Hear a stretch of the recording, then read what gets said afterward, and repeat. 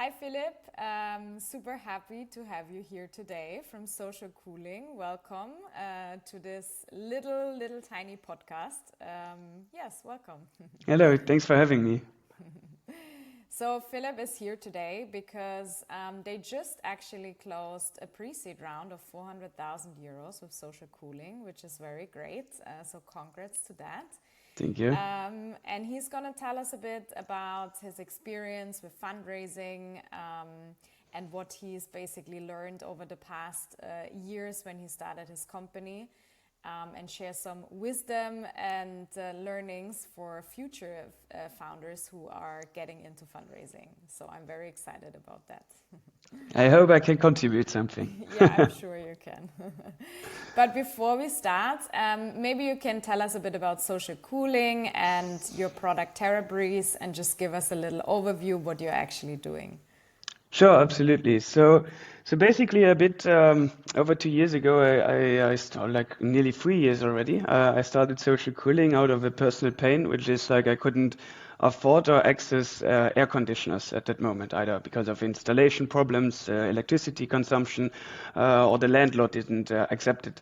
So back then, I came up with a concept, and today with a great team, we have a product, and this product actually the features are the two main USPs are actually that we have an air conditioner without any kind of installation, exhausters or outdoor unit. So it's completely plug and play.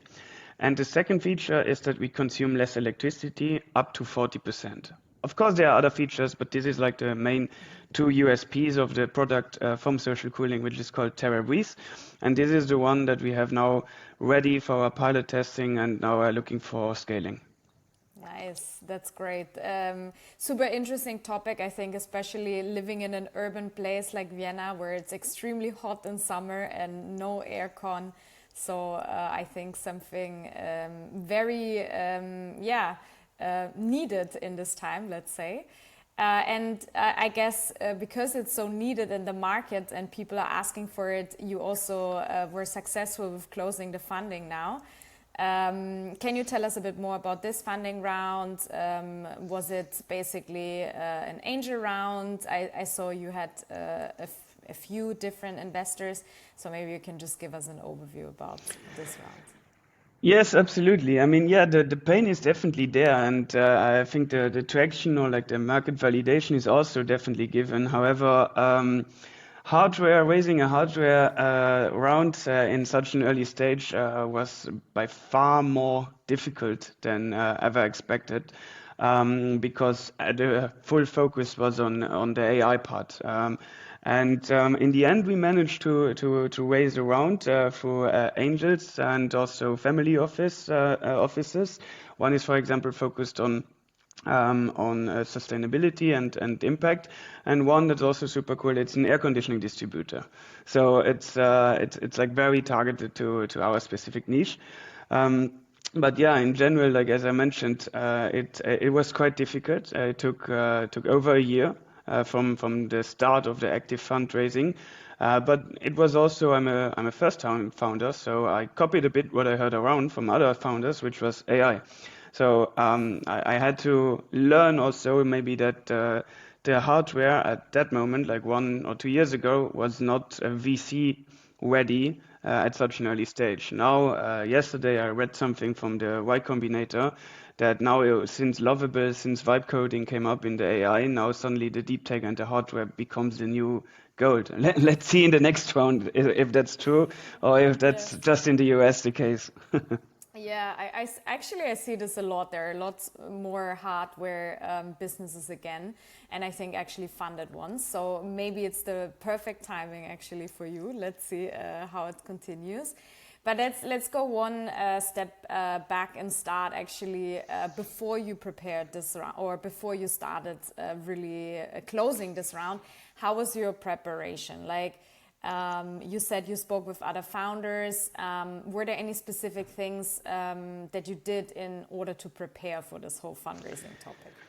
Yes, at the beginning, I learned it also a bit the hard way. I was just reaching out to whoever I met, also in some summits. I went to summits. Of course, I prepared my internal documentation. That's the most crucial part, I think. I prepared my data room. Maybe as my background is a lawyer, the legal part was quite good, and so that helped me already fast forward many processes at least. So I had a clear and structured data room from the beginning. However, we were at an early stage, so some things it just like basically a data room is nice, but basically a PowerPoint over how we want to proceed, a PowerPoint of what we did. And, like it's basically PowerPoint presentations. It's not much solid, and that's a bit tricky. So there I was structured. However, in the outreach to investors, I wasn't structured. I went a bit everywhere, but it was all in my mind. I didn't forget one. That was good. But I remembered who to follow up when, and then in a bit later step, and there we were also supported by Taya, who is also right now supporting us here and there. It's we structured the entire process. So we did the CRM. We registered in the CRM, like who did we reach out to, who are we willing to reach out to, who is for later stage. I mean, it was good. It was bringing it way forward.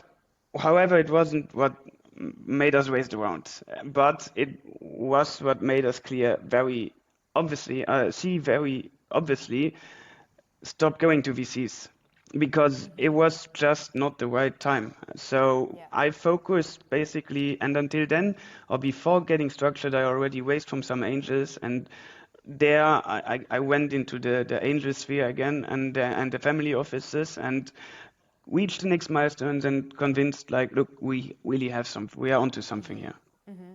So you would say like the biggest mistake was to speak with the wrong investors at the beginning, or to try to chase the wrong investors at such an early stage, and this kind of cost you a lot of time, basically. Yeah, yes, absolutely. I mean, it cost me a lot of time, but it also gave me a lot of time because I was iterating every time I got a no, I was like trying to optimize.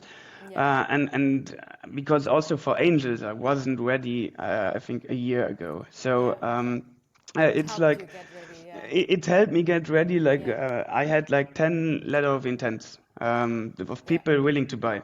And then a big VC fund was actually really interested and maybe trying to do an exception and go into pre-seed. And then they said, no, the traction is missing. I was like, I have the letter of intent. And I said, you yeah, know what? I just go and sell.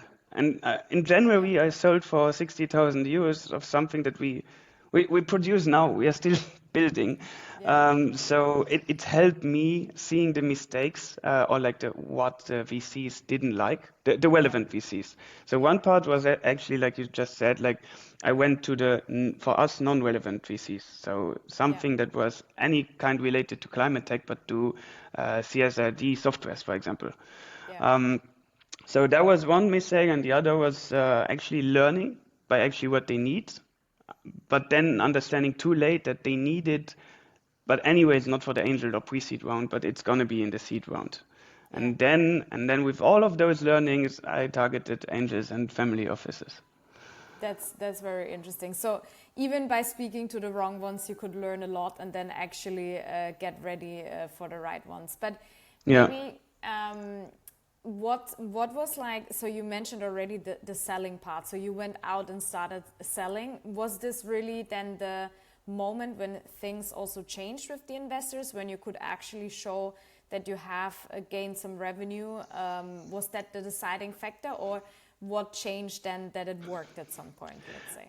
I mean, it changed a lot the dynamic. Yes, we got into each investment committee, but in each investment committee, they said, amazing, sounds kind of too good to be true to sell literally for 60,000 euros hardware to B2Bs and Yeah, B2Gs, and not having the product yet. And so you were like, amazing, we come in the next round. And I yeah, was like, come on, Still but too risky. exactly, but that's exactly what, and that's something what I realize VCs are they're way more, they have their investment thesis, and that paper is like it's the Bible, and there's not much room to Yeah, navigate there. yeah, It's like currently it's a bad financial time, if I would say it like this. yes, And so the room goes down, and in a good financial time, it's like, okay, one small hardware, fine, yeah, we can try it.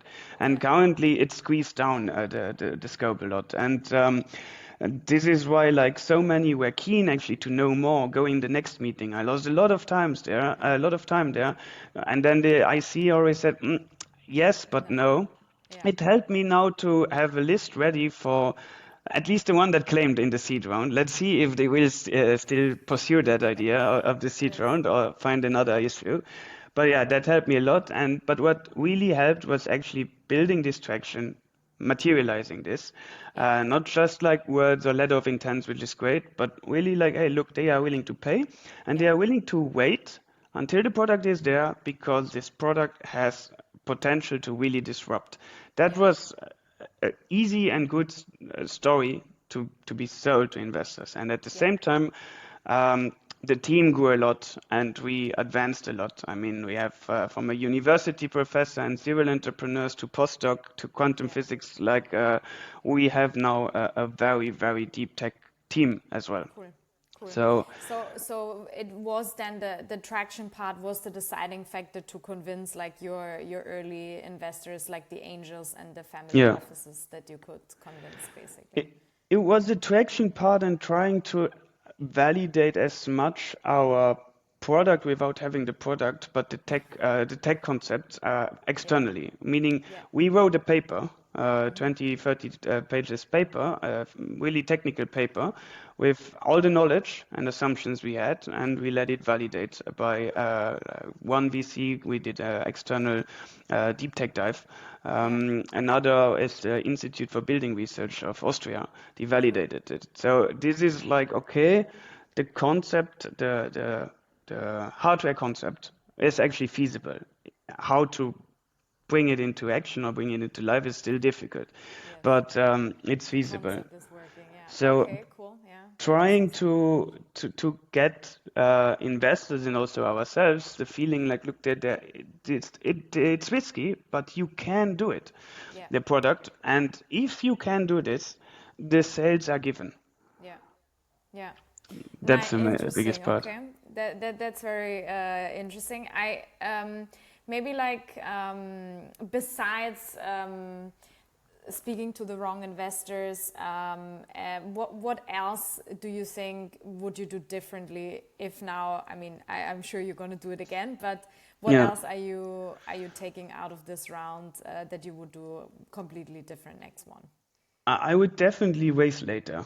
I would now I understand I understand at least like how the data room should look. But the data room was not the crucial part Yeah, in the it's end. not the yeah In this stage, not. I yeah think if we would have been way more VC funding, then it's more legal due diligence in the end there. But here yeah it's more like a gut feeling and a trust question of trust, I think. yeah So I think I would raise a bit later and then be already more structured, more targeted. Um, then, then just like as soon as I started social cooling, I looked what financing vehicles are out there and yeah how what investment vehicles are out there, which is great because it took me over a year to learn which one is maybe the best for us. Uh, I looked from Kickstarter to investors to everything crowdsourcing, yeah loans. Now we have a mix from everything actually. yeah So um, yeah, I think not raising too early and focusing on the product would be good, but I think I would still do it exactly as I did it okay because this way I learned what at that moment of the time the investors looked for and helped me as a first-time founder, helped me to navigate to the right aspects of the business. yeah Now, I mean, I would know, okay, sell and then go to the investors. So with that knowledge, I would go a bit later now. I Yes, would okay. go first for the milestones I know they want, and then to the investors. Okay, and makes sense. What are your indicators or milestones that actually define when you're ready to speak again with VCs, let's say? Do you have, I mean, you don't need to say very specific ones, but I think it's always interesting to know when it's the right moment, because nevertheless it's still going to take a lot of time actually to go through this process. You will have to count for due diligence, you will have to have enough money, let's say, to sustain also in that period the company. So do you have like planned out exactly when this is going to happen, your KPIs, what KPIs are you looking at? And then also, are you combining the whole fundraising path with also other fundraising methods? You already said it, maybe public funding that can actually get you further. Like, what's the strategy maybe there? Maybe you can say a few words. Yeah, absolutely. I mean, just briefly for the last part of the question is like we combined a lot of investment vehicles. So Yeah, the one thing was the investments from the angels and the family office, and that's I think the best capital because it's working capital actually, and it's the fastest once you have the agreement. So it's like guaranteed, it comes and they are helping you. yeah, That's really great. At the same time, we are now hoping to get through in the yeah, public grants. It's amazing capital. You do not pay for it. However, it's like with small milestones, small tranches, and it's not liquidity that you have yeah, on your bank account. I think you have to be very careful about that. But if you know it and have some other liquidity, it's amazing. It's yeah, really, it's meant for co-financing, and this is what yeah, it's doing actually the yeah, best. And then we have also a bank loan, since we are a social enterprise with the Erste Bank, so we also have another thing. And then we start the sales step by step. And all of that is navigating us towards the, like we have like 12 to 18 months runway. I mean, you can always squeeze it and dilute for it. sure. That's not the issue, I think. And the clear milestones, I mean, it's less.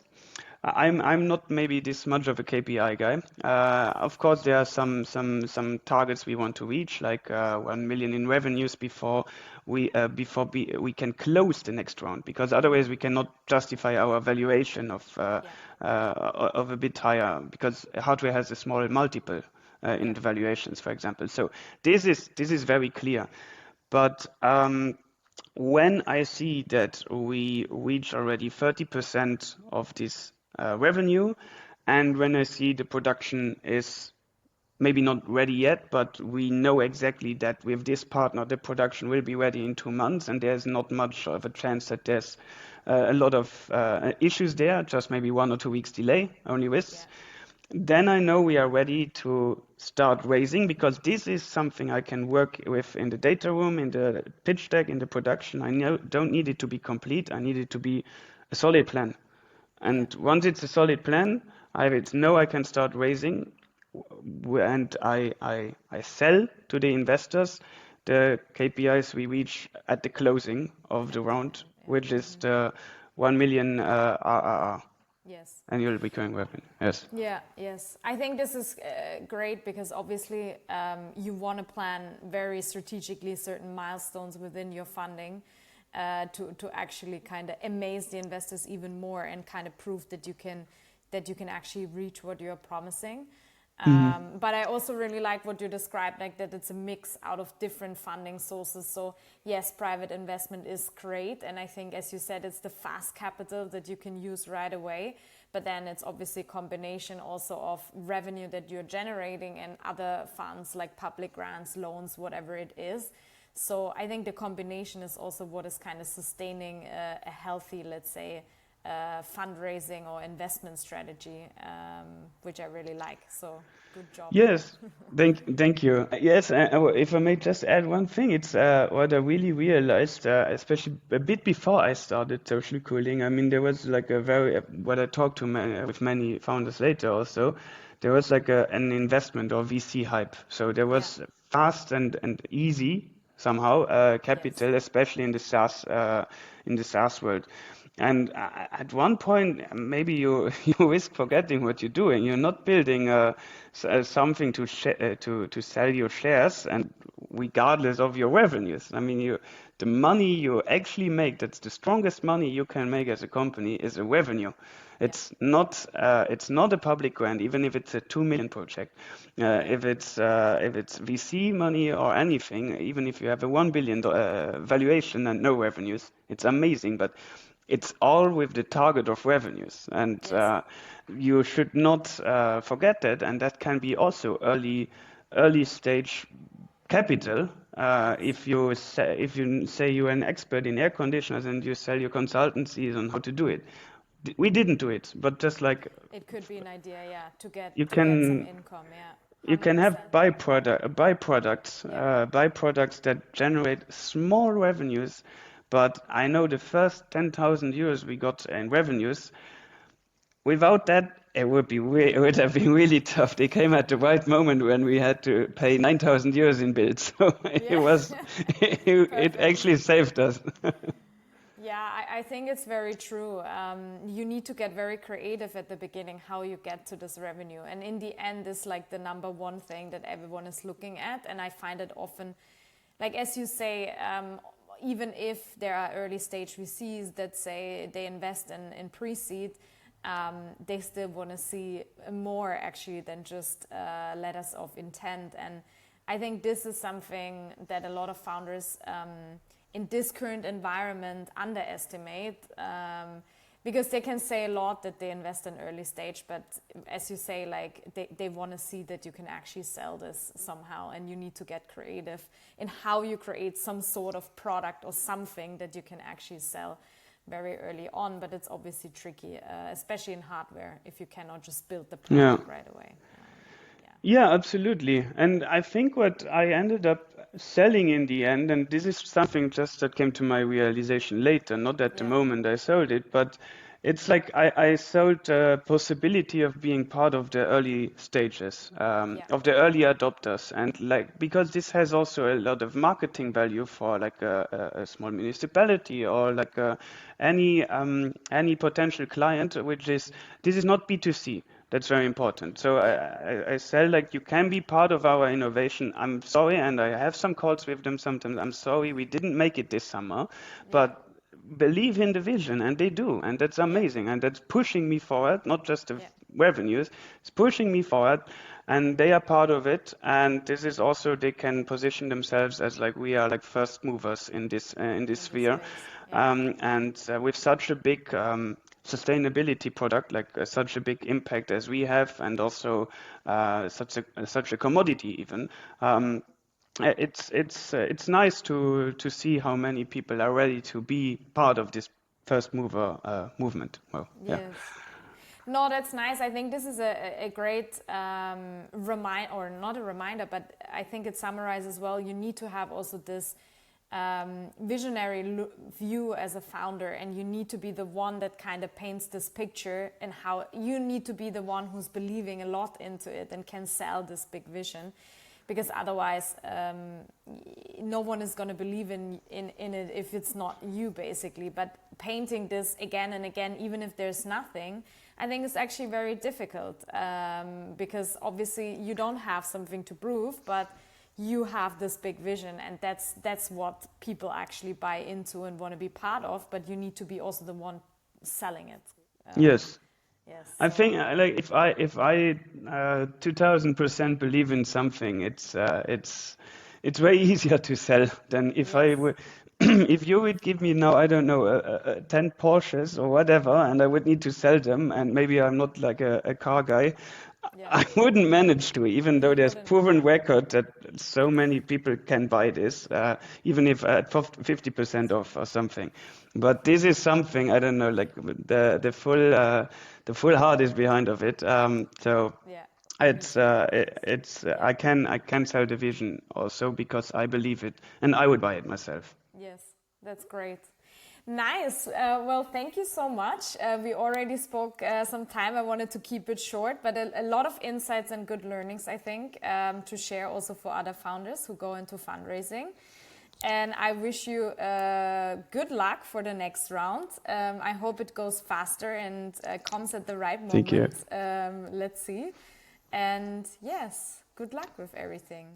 Thanks a Thank lot. you so much. Was a pleasure. Thank you. Thank you.